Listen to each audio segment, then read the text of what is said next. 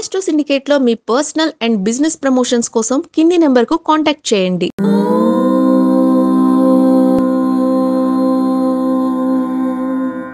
ఓం శ్రీ గురుభ్యో నమః. హరి ఓం. ఆదిత్యాయ చ సోమాయ మంగళాయ బుధాయ చ గురు శుక్ర శనిభ్యశ్చ రాహవే కేతవే నమః. అందరికీ నమస్కారం. జనాలు భయపడడానికి సిద్ధంగా ఉన్నన్ని రోజులు దొంగ జ్యోతిష్కులు, అర్ధ మాత్ర జ్యోతిష్కులు భయపెడుతూనే ఉంటారు. ఒకటి బాగా గుర్తుపెట్టుకోండి, సిద్ధాంతం వేరు, ఫలిత జ్యోతిష్ శాస్త్రం వేరు. సిద్ధాంత భాగం అంటే ఈ యొక్క గ్రహాల యొక్క స్థానము, షడ్బలము, దిగ్బలము, షష్ట్యంశ అంటే గ్రహం యొక్క అనేక రకాల దానిని ఇంకా భాగహారం చేస్తూ భాగిస్తూ సూక్ష్మంగా తెలుసుకునగలిగేది. అలాగే ధర్మశాస్త్రం అటువంటి విషయాల్ని సంకలనము చేసి విషయం మాకు చెప్పేది, అది సిద్ధాంత భాగం. ఫలిత జ్యోతిష్యము ఈ రాశిచక్రాన్ని, షష్ట్యంశ అంటే 60 చక్రాలని చూసి, అంటే తల్లిదండ్రులు ఏమిటి, మిత్రులు ఏమిటి, వాణిజ్యం ఏమిటి, ధరలేంటి, ఆరోగ్యం ఏమిటి, భార్య ఏమిటి, పిల్లలు ఏమిటి అనేది ఒక్కొక్క చక్రాన్ని తీసుకోవాలంటే జన్మరాశిలో గురుడు కర్కాటకంలో ఉన్నాడు అనుకుందాం. అదే కర్కాటకమైనటువంటి గురుడు కవేదాంశలు ఎక్కడున్నాడు, ఎన్నో భాగంలోకి వెళ్ళాడు, షడ్బలాల్లో ఎలా ఉన్నాడు, అష్టగవర్గులో ఎలాంటి ఎన్ని బిందువులు ఇచ్చాడు, ఏ చోట ఎన్ని బిందువులు ఇచ్చాడు, సప్తవింశాంశ ఏమిటి, షష్ట్యాంశ ఏమిటి, అలా ఇలా మనకి ద్వాదశాంశ ఏమిటి, త్రింశాంశ ఏమిటి, ఇలా అనేక రకాల చక్రాల పరిశీలనతో విషయం చెప్పగలిగేటువంటి అవగాహన ఉండాలి. ఇది ఫలిత జ్యోతిష్యం. అంటే ఈ గ్రహ స్థితులను బట్టి, గ్రహ గతులను బట్టి చెప్పేది ఫలిత జ్యోతిష్యం. దీన్ని వదిలేసి జనాలు ఇప్పుడు ఒకదాని మీద పడ్డారు. ఇప్పటికే నానా రకాల పంచాంగాల్లో 2026 సంక్రాంతిని తప్పుడు మార్గంలో పంపించేశారు, దీపావళిని తప్పుడు దీపావళి చెప్పేస్తున్నారు, కృష్ణాష్టమిని కృష్ణార్పణం చేస్తున్నారు. అలాగే ఇట్లా అనేక పండగల్ని వాళ్ళు పూర్వ సిద్ధాంతమని, దృక్ సిద్ధాంతమని 2 భాగాలుగా విభజించినప్పుడు మరి గురుగారు మీదే ఫాలో అవుతారు, మీదే కరెక్ట్ అని గ్యారెంటీ ఏమిటంటే వాదోపవాదనకి సిద్ధంగా ఉన్నాను నేను. అంటే మా పెద్దవాళ్ళు దానికి సిద్ధాంత ప్రకారం మాకు ఇన్ఫర్మేషన్ ఇచ్చారు. కాబట్టి దృక్ సిద్ధాంతం అంటే ఏమిటి, కళ్ళతో కనపడేటువంటిది. ఇప్పటికే దేవుడు కనపడని చెప్పేసి మీ మతం ఇంకో మతం అని మనల్ని గందరగోళం చేస్తున్నారు. అందులో ఇప్పుడు గ్రహాల యొక్క గమనము మనకి లెక్కల ప్రకారం తెలుస్తుందిగా. లాటిట్యూడ్, లాంగిట్యూడ్, ఎన్ని కిలోమీటర్ల దూరంలో ఉంది చంద్రుడు, ఎన్ని కిలోమీటర్ల దూరంలో శని ఉన్నాడు అనేది మనకు తెలుస్తోందిగా. అలాంటప్పుడు గ్రహం యొక్క దృశ్యము కనబడినటువంటి విధానమే దృక్ సిద్ధాంతం. కాబట్టి దృక్ సిద్ధాంతాన్ని ఫాలో అవ్వడమే మంచిది అన్న విషయాన్ని గుర్తుపెట్టుకోండి. కాబట్టి ఇలా దృక్ సిద్ధాంత, పూర్వ సిద్ధాంత ప్రకారంగా ఇప్పుడు ఇక్కడ మనకి పండగలు పోతే పోయినాయి. పంచాంగ శ్రవణంలో ఈ రాజు మంత్రి గారు మాత్రం కరెక్ట్ ఉన్నారు. ఇక సైన్యాధ్యక్షుడు మారిపోయారు, నీరసాధిపతులు మారిపోయారు, రసాధిపతులు మారిపోతున్నారు, సేనాధ్యక్షుడు మారిపోతున్నాడు. ఇలా అనేక రకాల ఇబ్బందులై అర్ఘాధిపతి, మేఘాధిపతులు కూడా మారిపోతున్నారు. దానివల్ల ఎవరు వర్షాలను పెడతాయని చెప్తున్నారు, ఎవరు వర్షాలు పడటాలని చెప్తున్నారు, ఎవరి శ్లోకం వారికే కాలమాధ్యమంలో కానీ నిర్ణయ సింధులుగా ఉన్నటువంటి శ్లోకాలని ఎవరికి వారు యమునా తీరికి దాన్ని తీసుకొని వారికి అన్వయించుకోవడం, దీనివల్ల ఇబ్బంది కలుగుతుంది. ఇంత పురాణం చెప్తున్నాడు ఏంటయ్యా విషయం చెప్పట్లే అంటే, అందుకే వీడియో పూర్తిగా చూడాలి మీరు. అందుకే మన వీడియోని లైక్ చేయాలి, షేర్ చేయాలి, సబ్స్క్రైబ్ చేయాలి. ఈ రోజున కొంతమంది వ్యక్తులు 29, 30 తేదీలలో వచ్చేటువంటి షష్టగ్రహ కూటమి వల్ల, అందులో ఇంకా యురేనస్ కూడా, ఇంద్రగ్రహం కూడా ఉంటుందని, లగ్నంతో సైతంగా లగ్నం కూడా అక్కడే ఉందని, టోటల్గా 8 స్థానాల బలాలు అక్కడే ఉన్నాయి. దానివల్ల మీనరాశి వారు చచ్చిపోతారు అని నేనంటలేదండి. కొంతమంది మేధావులు అనుకునేటువంటి మేధావులు చెప్తున్నారు.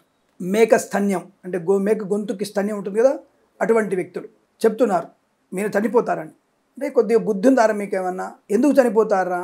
అష్టగ్రహ కూటమి కూడా వచ్చింది ఒకసారి, అప్పుడే ఈ రాశి వారికి ఏం ప్రమాదం కలగలేదు. దానికి ఇప్పుడు ఈ షష్టగ్రహ కూటమికే, లేదా మీరు అన్నటువంటి సప్తగ్రహ కూటమి, పరోక్షమైనటువంటి సప్తగ్రహ కూటమి కూడా ఎందుకు చనిపోతారు ఇక్కడ అర్థం కాల. ఇక్కడ లగ్నం కూడా అదే లగ్నం అయింది కదా. లగ్నాధిపతి గురుడు తృతీయ స్థానం ఉన్నాడు, తర్వాత చతుర్థంలోకి వెళ్తున్నాడు. తృతీయ స్థానంలో ఉన్నప్పుడు ఇక్కడ లగ్నంలో శుక్రుడు ఉన్నాడుగా, షష్టమగ్రహ కూటంలో శుక్రుడు ఉన్నాడు. అదే శుక్రుడు ఆ రాశికి అధిపతినటువంటి గురుడు వృషభంలో ఉన్నాడు కదా. ఇది గ్రహం పరివర్తన కదా. దానివల్ల గ్రహ పరివర్తన, కేంద్రాధిపతులైనటువంటి గ్రహ పరివర్తనలు శుభాన్ని, అత్యంత శుభాన్ని కలిగిస్తాయి. ఇక్కడ శుక్రుడికి ఉచ్చస్థితి, గురుడికి పర్వాలేదు సమస్థానమే అవుతుంది. రవికి మిత్రస్థానం, చంద్రుడికి శత్రుక్షేత్రం అవ్వచ్చు. కానీ ఇక్కడ బుధుడు ఒక్కడు మాత్రమే చెడ్డ స్థానాన్ని పొందుకున్నాడు. రాహుకి శుభస్థానం అంటే సమస్థానం అవుతుంది. రాహుకుడు ఇక్కడ రాహు సమగతుడే అవుతున్నాడు. అలాగే శనికి కూడా ఇక్కడ స్థానం మిత్రక్షేత్రం అవుతుంది. శని మిత్రక్షేత్రంలో ఉన్నాడుగా. మరి ఇటువంటి పంచగ్రహ కూటమి షష్టగ్రహ కూటమి అనేది నష్టాన్ని ఎందుకు కలిగిస్తుంది? అందులో మీనరాశి ఎందుకు చచ్చిపోతారు అంటే ఇక్కడ చెప్పేటువంటి సమాధానం ఏంటంటే మీనరాశి వారికి బుధుడు చతుర్థ సప్తమాధిపతి మారకుడయ్యాడు, మారకుడు నీచపడ్డాడు కాబట్టి ఇక్కడ చనిపోతాడు. మీనరాశి వారికి చనిపోతారు కొంతమంది చెప్తున్నారు. రే అల్పమైన జ్ఞాని, అల్పప్రాణి, ఇక్కడ బుధుడు ఒక్కడు మాత్రమే పాపస్థితి, నీచస్థితి. కానీ మిగిలిన గ్రహాలతో అర్గళం పొందాడు. దాన్ని శుభార్గళం అంటారు. శుక్రుడితో, రవితో, చంద్రుడితో. కాబట్టి ఇన్ని గ్రహాలతో అర్గళ పొందినప్పుడు అంటే ఆర్గళం గ్రహాల మధ్యలో ఉండడం వల్ల ఇక్కడ బుధుడు వాడు చేసేది ఏమీ ఉండదు. కాబట్టి ఈ మీనరాశి వారు చనిపోతారనేటువంటి భావన అనేది కరెక్ట్ కాదు. అసలు మీనరాశి వారికి షష్టగ్రహ కూటం వల్ల ప్రమాదం ఏమీ లేదు. శుభయోగాలు ఎక్కువగా ఉన్నాయి, అశుభయోగం కూడా ఉంది. బుధుడు నీచబడడం అనేది కొంత నష్టమే. విద్యా ఆటంకాలు ఏర్పరుస్తాడు, భార్యాభర్తల మధ్య వ్యతిరేకత పెడతాడు. ఎందుకంటే కాలసర్ప దోషం కూడా కొంత ఎఫెక్ట్ ఉంది కదా, దాని ఎఫెక్ట్ పెడతాడు. తర్వాత లేనిపోయిన అనవసర అనర్థాలు కలిగిస్తాడు. డబ్బులు ఇచ్చినట్టు ఇచ్చి పోగొడతాడు. ఈ లాటరీ జూదం మీద ఎక్కువ ఫోకస్ చేయమని చెప్తాడు. నష్టాలు ఉంటాయి. లాభం ఏంటి తెలుసా? షేర్ మార్కెట్ స్పెక్యులేషన్ లాభాన్ని ఇస్తాడు. వస్త్రలాభం, వాహన సౌఖ్యం, గృహలాభం, వైవాహిక జీవనానందం, సంతాన శుభయోగం కూడా కలిగిస్తాడు. కాబట్టి శుభయోగాలు బ్రహ్మాండానికి ఇచ్చినప్పుడు అవయోగాలు కొన్ని ఇస్తాడు. అలాంటప్పుడు మీనరాశి వారికి చనిపోతారని చెప్పాల్సిన అవసరం అగత్యం ఏం లేదు. మీరే దాని గురించి కంగారు పడాల్సిన అవసరం అంతకన్నా లేదు. కాబట్టి ఏ సమయంలో కూడా మీనరాశి వచ్చినటువంటి ఉపద్రవం ఏం లేదు. సింపుల్గా చెప్పాలంటే మీరు రామనామ స్మరణ, శ్రీరామ రామ రామేతి రమే రామే మనోరమే సహస్రనామ తత్తుల్యం రామనామ వరానని అనే మంత్రాన్ని చదువుకోండి. అలాగే స్వామి రోజు గ్రహణం కూడా ఉందట కదా. మరి షష్టగ్రహ కూటమి రోజులలో మరి గ్రహణ సంబంధ ప్రభావం మాకు ఎక్కువగా ఉంటుందా అంటే మనకి 30వ తారీఖు గ్రహణం అంటున్నారు. దానివల్ల ఎటువంటిది? అసలు ఆ గ్రహణం మనకు కనబడదు. దాని గురించి ఆలోచన అవసరం లేదు. యజ్ఞం చేసుకోవాలా, యాగం చేసుకోవాలా, ఇంట్లో చేసుకోవాలా, బయట చేసుకోవాలా? ఒకవేళ జప తప సంపన్నులైతే తప్పకుండా మీరు ఇంట్లో హాయిగా స్నానం చేసి తపస్సు చేసుకునే వారికి అంటే జపస్సు తఫలం ఉంటుంది కదా, జపం యొక్క ఫలితం పొందుకోవాలనుకున్నప్పుడు స్నానం చేసి మీరు జపం చేసుకోండి. జపం చేయనంత మాత్రాన మీకు వచ్చేటువంటి ప్రమాదమే లేదు. ఆ జపం యొక్క మూలమంత్రం యొక్క ప్రమాదం జరిగే అవకాశము లేదు. ఎందుకంటే ప్రత్యక్ష గోచారం అవ్వనటువంటి గ్రహణం అది. ప్రత్యక్షంగా కనిపిస్తేనే తప్ప మనకి పాటించవలసిన అవసరం లేదు. ఇవి కాలమాధీవ్యంలో స్పష్టంగా చెప్పబడింది, ధర్మసింధువులో చెప్పబడింది, ప్రతి పంచాంగంలో రాసి ఉంటుంది. కాబట్టి గ్రహణము కనిపించినప్పుడు మనం దాని నుంచి పాటించవలసిన అవసరం లేదు.